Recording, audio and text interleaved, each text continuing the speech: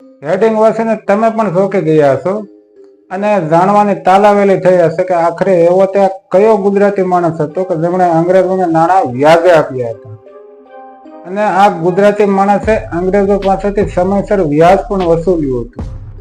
તો ચાલો તમને આજે જણાવ્યા અનોખા ગુજરાતી ભડવીર વિશે.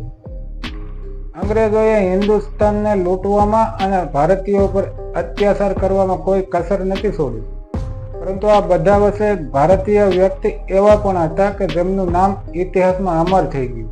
આ ગુજરાતી વ્યક્તિ એટલે વીરજી વોરા. સુરતના વેપારીના અનેક કિસ્સાઓ નોંધાયા છે, જેમાંથી એક વિશે આપણે અહીં વાત કરીશું. અંગ્રેજોની ઈસ્ટ ઇન્ડિયા કંપનીના રેકોર્ડમાં વીરજી વોરાનું નામ દુનિયાના સૌથી અમીર કારોબારી તરીકે નોંધવામાં આવ્યું. એક રિપોર્ટમાં કરવામાં આવેલા દાવા અનુસાર ઈસવીસન 1670ના સમયગાળામાં વીરજી વોરા પાસે 80 લાખ રૂપિયાની સંપત્તિ હતી અને તેઓ નાણાં ધીરવા માટે ખૂબ જાણીતા હતા. વીરજી વોરા બ્રિટિશ કંપની અને તેમના અંગ્રેજી કર્મચારીઓને નાણાં ધીરીને 1 થી 1.5% વ્યાજ વસૂલતા હતા. છે ને એકદમ ઇન્ટરેસ્ટિંગ ઇન્ફોર્મેશન. શું તમને ખબર હતી આ ગરવીલા ગુજરાતી વિશે કે જેમણે અંગ્રેજોને વ્યાજ પર પૈસા આપ્યા અને તેમની પાસેથી સમયસર વ્યાજ વસૂલ કર્યું? મિત્રો, આવી જ માહિતી મેળવવા માટે મારા પેજને ફોલો કરો.